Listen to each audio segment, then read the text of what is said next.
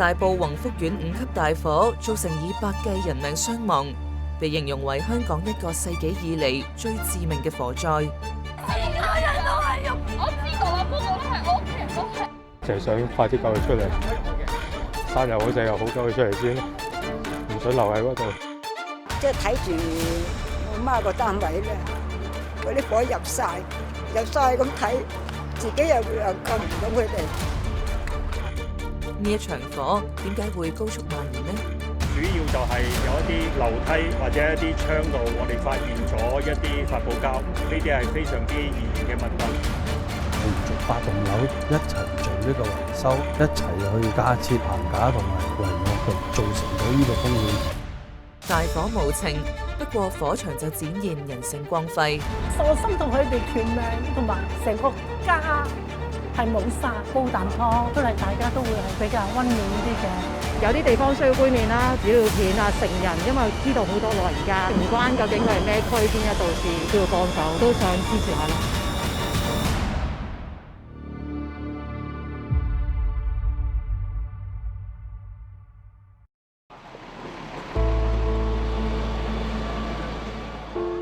星期三晏晝2點51分，大埔宏福苑宏昌閣外牆嘅棚架起火。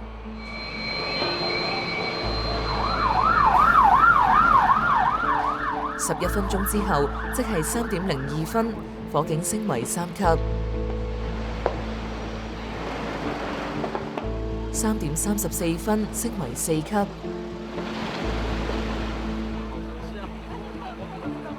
6點46分，火勢進一步加劇，升為5級。希望大家能夠上去平台，好嗎？火勢迅速蔓延，宏福苑一共8棟，有7棟都被波及，居民慌忙逃命。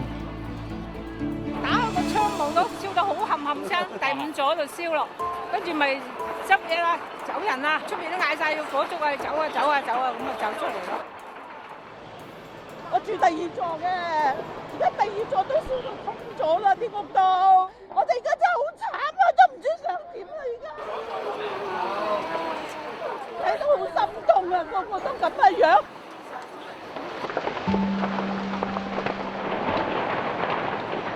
火勢越燒越烈，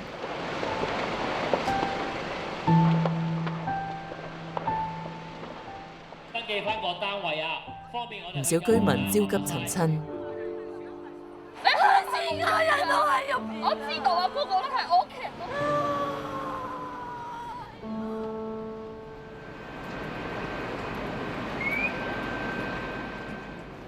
都。第2日，即係星期4嘅朝早，火勢仍然未受控，傷亡人數一直增加，尋親嘅人就更加焦急。直至尋晚7點都聯絡到佢，叫佢頂住，跟住而家失聯咗啦。係啦，就係想快啲救佢出嚟，生又好死又好，救佢出嚟先，唔想留喺嗰度。啲鄰居話一起火已經好大煙，咁啊最後都係褪翻喺屋企裏邊，咁啊同咗隔離屋嘅阿姨咁樣一齊咯，冇辦法都只能夠等消息，我哋都係。政府下晝喺廣福社區會堂設立失蹤者辨認處，俾家屬認人。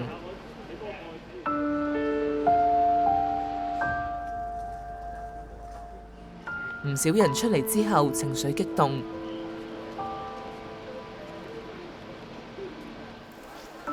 亦都有唔少人尋親不果，包括嚟揾父母嘅杜先生。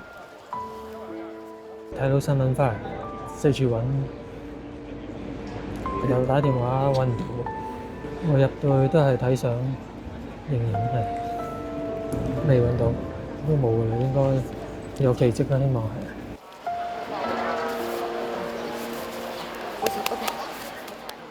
梁女士亦都聯絡唔到90幾歲嘅媽媽同埋阿嫂。咁我哋唯有喺出邊嗰度等咯，一路等到夜晚黑，嗰啲火咧就越嚟越犀利，即係睇住我媽個單位咧。嗰啲火入晒咁睇，自己又救唔到佢哋。我希望佢自己識得話閂啲窗啊，啲毛巾咧揞一揞個鼻啊，可以避一避咁嘛。尋親嘅亦都有家庭傭工，亞玉同埋家姐都係從印尼嚟香港嘅家庭傭工。家姐同僱主住喺宏福苑。火警發生之後，有消息話家姐喺醫院，不過亞玉嚟到就撲個空。其實都好攰喎，因為夜晚我瞓唔着啊，今日都係成日都想喊啊，都係食唔到嘢，我屋企啲人等我少食啊，全部問下點解嚟家姐係咁樣，所以我要有俾心機揾啦，試下自己揾我家姐咁樣。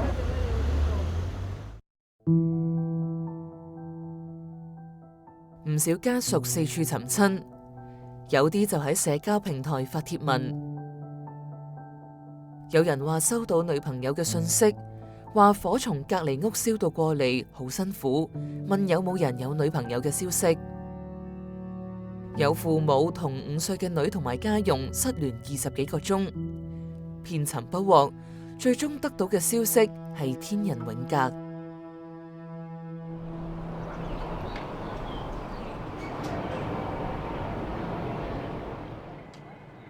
30歲嘅 Nathan 係軟件工程師。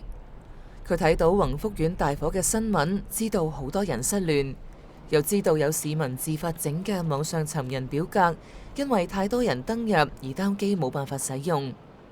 佢就喺火災發生嘅第一晚，即刻整咗個網站，按宏福苑8棟樓劃分為8份表格，俾居民填寫同埋更新自己屋企最新嘅狀況，例如平安、求救、離世、尋人等等。我只係起一個平台，同埋我可能做一啲技術上嘅 support 啊，冇話諗咁多咁，即係淨諗住幫到手出力咁樣做到就做咁樣。網站至今已經有超過40萬人次使用，試過同一時間有2萬人在線。Nathan 話冇諗過可以幫到咁多人。個流量我真係冇諗過咁多。最感動嗰個位就係我借起一個平台出嚟，之後好多義工去即刻舉手啦，就話自己係有唔同嘅專長，有啲咩可以幫手啊咁啊。其實係一呼百應，大家都係唔知大家係邊個，但係即係好多人係好主動去投入呢件事。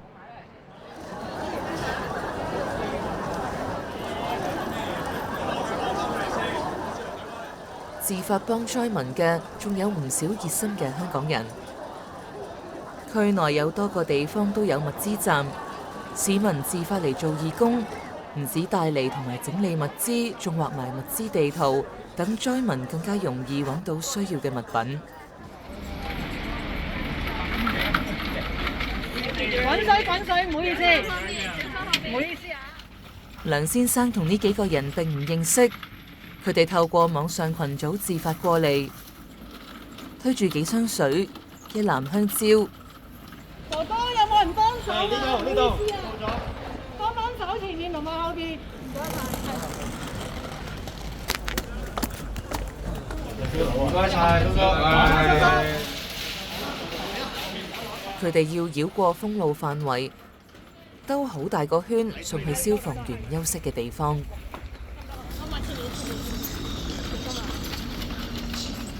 消防員好辛苦啊！琴晚奮戰到依家。所以我哋都要盡我哋市民一種賢力，送啲水、送啲食物過嚟俾消防員食。梁先生住喺宏福苑附近，當日就喺呢一度見到有人喺單位度求救，佢話好心痛，所以好想幫下手。就喺佢猛咁求救，猛咁拍手筋，所以我哋睇到嗰種場景，我人心肉做噶嘛。我心好難受，所以我唔想多講啦，想再做嘢。一齊送物資過嚟嘅呢幾位人士，係朝早喺九龍買咗好多物品，再坐車入嚟。有啲地方需要杯麵啦、紙尿片啊、成人，因為知道好多老人家啦，唔關究竟佢係咩區邊一度事都要幫手，都想支持下咯。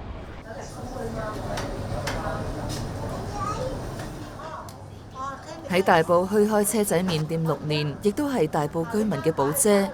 話見到火災燒得咁嚴重，覺得好心痛。我哋以前嗰代人慳埋嘅慳錢去買層樓，竟然而家一把火就咁樣燒到通頂喎！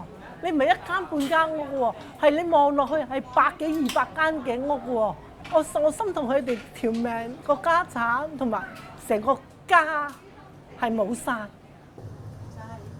火災發生當晚，寶姐有幫手搬物資俾災民。第二日，佢用咗4個幾鐘煲咗一煲西洋菜豬肺湯。呢煲湯好潤㗎啦，對個肺好㗎啦。西洋菜又清佢個熱，本身俾客人飲嘅，咁但係而家個情形梗係俾災民飲先啦，係咪先啦？佢哋有需要。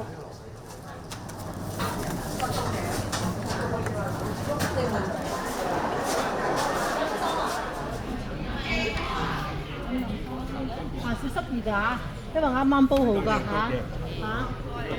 加油啊煲啖湯出嚟，大家都會係比較溫暖啲嘅。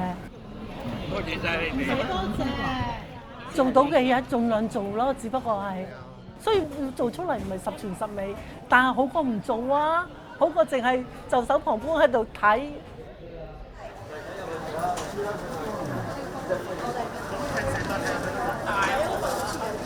我哋好感激你哋每一個咧嚟到嚟幫手。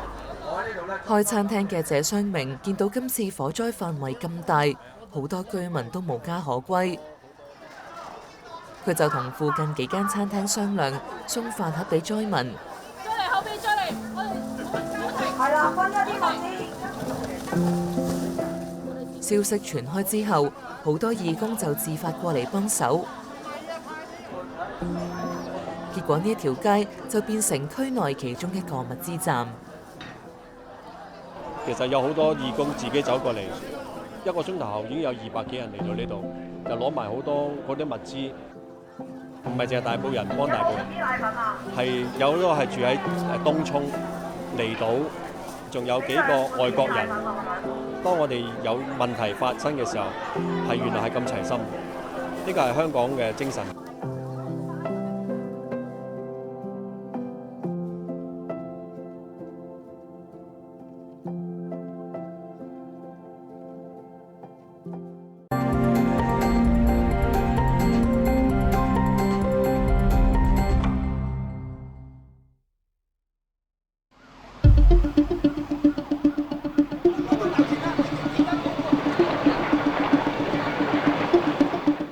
大埔宏福苑嘅世紀大火係喺過去嘅星期三下晝大約3點起火，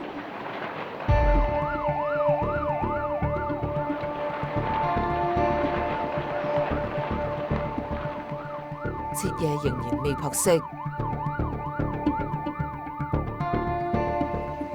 行政長官李家超喺大火發生之後10個鐘到醫院探望傷者之後見記者。全面調查事件，查出火警嘅起因。呢件事件一定會提交俾死因研究庭。如果有任何情況，我哋會依法依規追究責任。大火由一棟大廈波及成條村，事故嘅起因全城關注。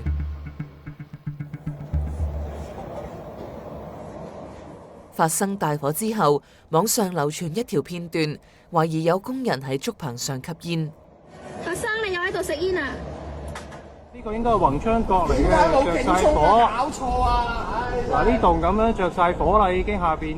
亦都有片段影到，懷疑係起火嘅一刻。竹棚着緊火咯喎，滴緊。火燭啊喂！我已經燒咗上去4樓啦。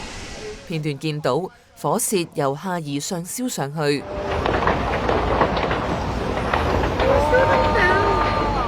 因為火就係向長燒嘅，如果嗰啲可燃性嘅物料咧係一個垂直鏈嘅話咧，個火嘅蔓延嘅速度咧就可以更加快啦。曾經擔任助理消防區長，現時係私人公司消防顧問嘅梁錦德話：現時屋苑正係進行大維修，外牆嘅棚架圍上安全網，成為大火迅速蔓延嘅第一疑兇。佢如果唔做防火性能嘅話咧，佢因為係一個垂直面，一有時發生火警嘅時候咧，成幅就會好快咁燒着，令到成座大廈個外牆都着火啦。根據勞工處發出嘅竹棚架安全守則，棚架上裝設嘅保護網、保護膜等等，都應該具備適當嘅阻燃特性，同埋符合認可標準。不過係咪有阻燃特性嘅安全網，其實用肉眼睇唔到分別，但係一遇到火就會一目了然。棚業工會代表何炳德攞咗2塊分別係冇阻燃特性同埋符合認可標準嘅安全網做測試。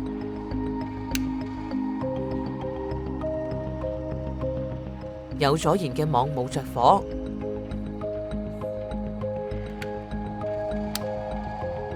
但係冇阻燃嘅遇到火喺幾秒之後就燒着咗。嗰個物料咧燒定一定嘅時間咧，佢都會着火，會變黑色咧，就跟住滴落去嗰啲好似滴蠟咁樣，連張紙都着火。即係呢個咧變成一個非阻燃嘅網，就會形成一個助燃物啦。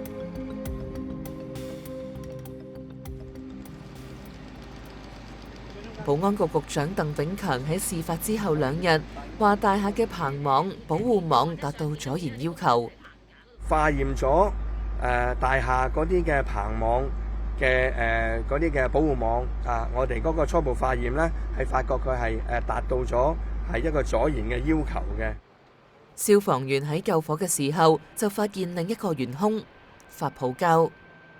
有一啲樓梯或者一啲窗度，我哋發現咗一啲發泡膠，呢啲係非常之易燃嘅物品。當有火警發生時，佢哋蔓延得好快，而將呢啲火蔓延到單位裏邊。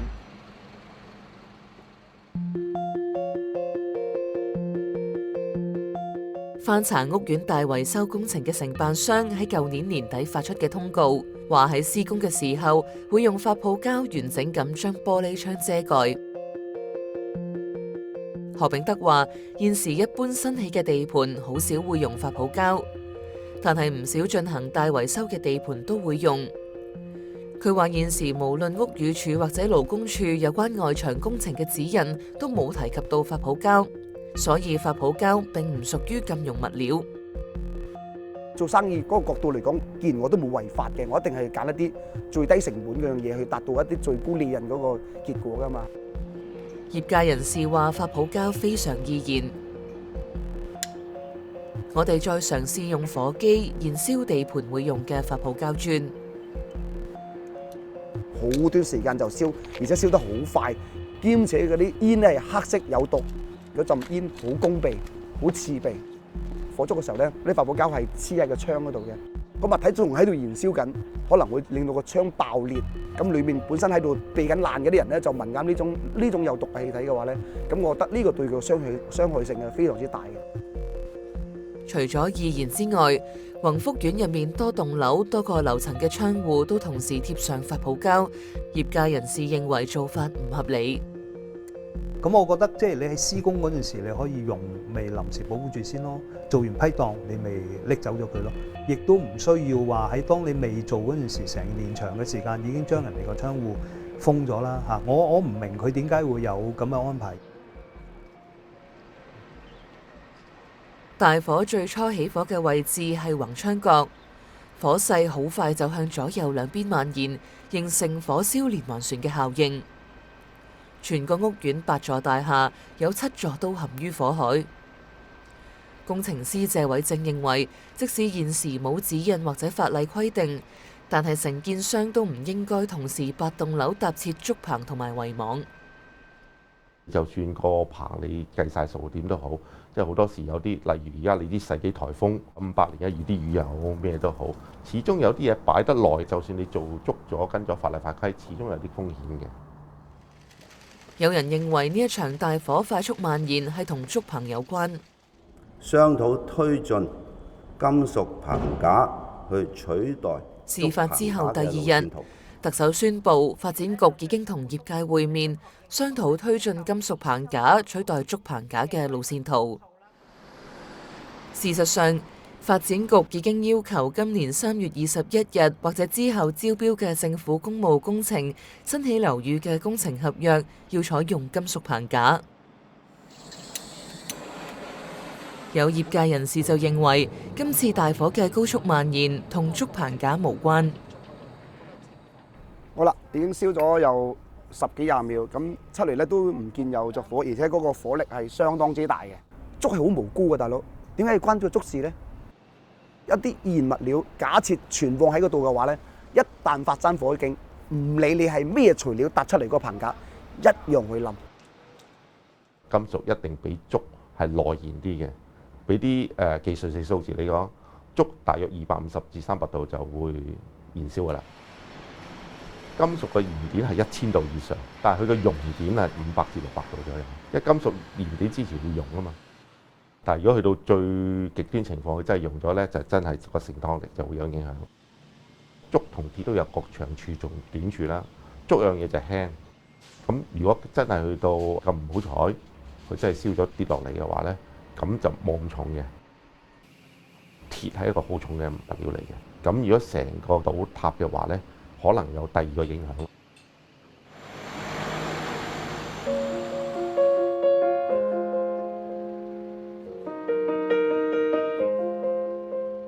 呢場大火最終燒咗超過43個鐘頭之後大致救熄。警方拘捕建築工程公司2個董事同埋1個顧問，涉嫌誤殺。截至星期六，廉政公署拘捕咗11人，涉嫌喺有關大維修工程貪污。